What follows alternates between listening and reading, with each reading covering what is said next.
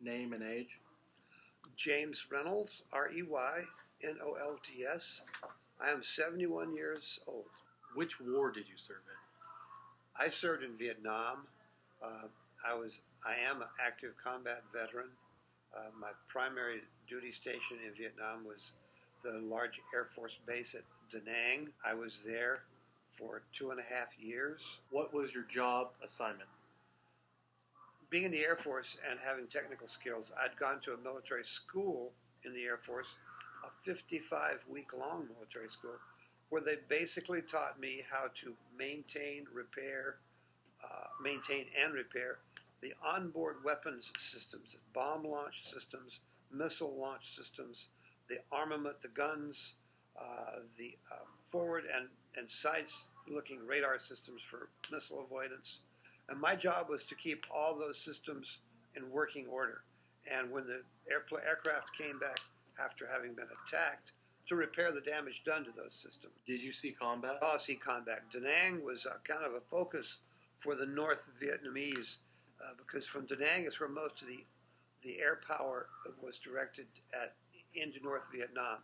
So the North Vietnamese regular and the irregulars were almost constantly attacking. My job in repairing the electronic warfare equipment on tactical aircraft fighter bombers required me to take the fighters sometimes out onto the fairly far away from the majority of the airfield areas where I had long, 1,000-yard long horseshoe-shaped berms that I used to line the Gatling guns, the 20-millimeter six-barrel cannons on some of the aircraft that I kept in maintenance on. And one particular time, I'm lining up the guns, just finished arming and lining up all the other equipment, and I hear what sounds like popcorn.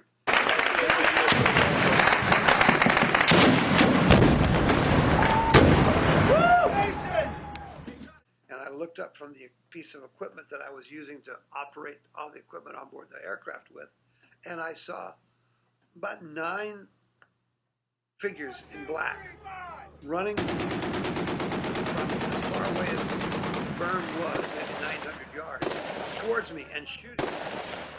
And whatever weapons they were using, probably AK-47s, I was too far away for those weapons to hit me, so I could hear them and I could see little puffs of dust in some 200, 250 yards in front of the aircraft where the bullets would come down and hit the ground. But as they were running towards me, I could see those little puffs were getting closer. They were coming straight at my aircraft and me, and I had been told that if I needed to, I could use those systems if they were operational, the weapon systems on the aircraft, to defend myself and the aircraft. So I actually opened fire on these persons with the Gatling guns.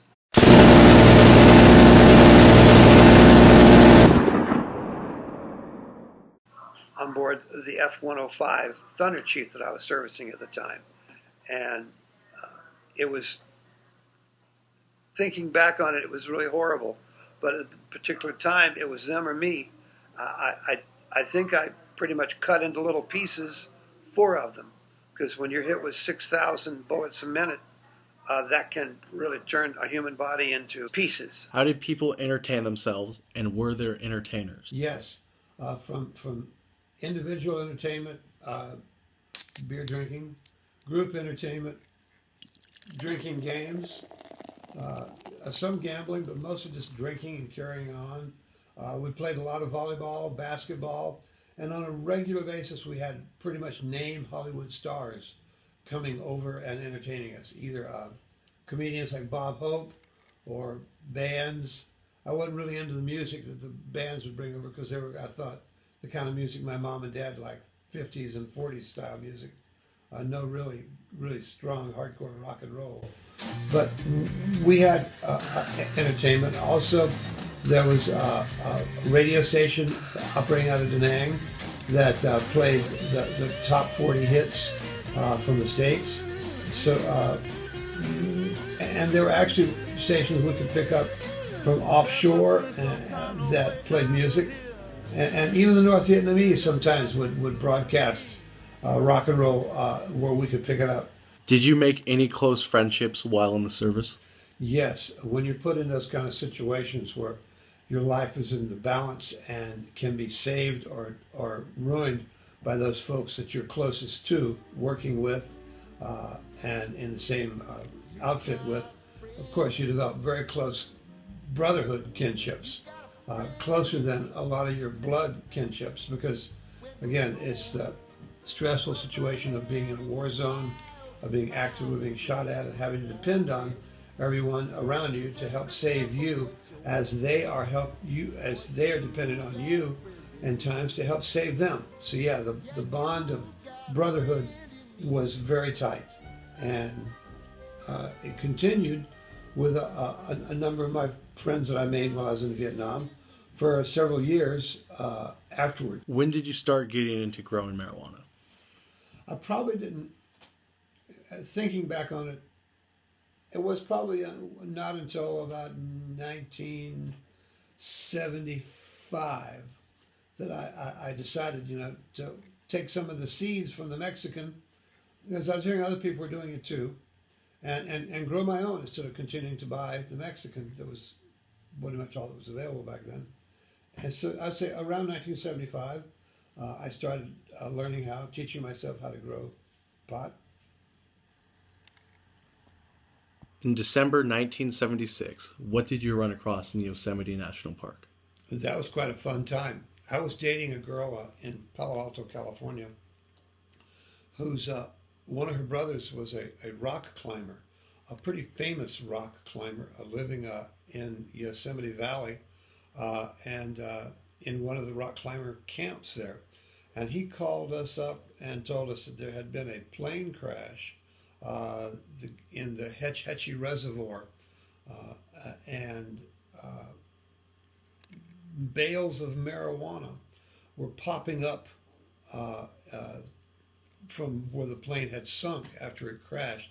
The lake was frozen over, Hetch Hetchy Reservoir, but the plane crashed so hard on it, it broke through the ice. So as it sank, it released dozens and dozens of bales of really, really high quality red hair Mexican weed.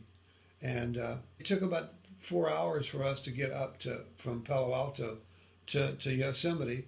And from there we drove over to as close as we could get to the Hetch Hetchy Reservoir. The roads were pretty closed because it was winter and there was a lot of snow up there then. But we walked on in, and there was really well-made trails by the time we got there. And there was 75 or 100 people on the shore, and we borrowed one of her brother's dinghy life rafts, paddled out, and just with flashlights, they would pop up. There was a number that already popped up. We could see some that were under the ice. We, of course, helped ourselves to the free weed. That was kind of incredible, a lifelong experience there. You don't run into bales of pot popping up from a frozen lake all the time. Sad that the pilot and co-pilot were both killed when the plane crashed. But we were there because it was free weed. And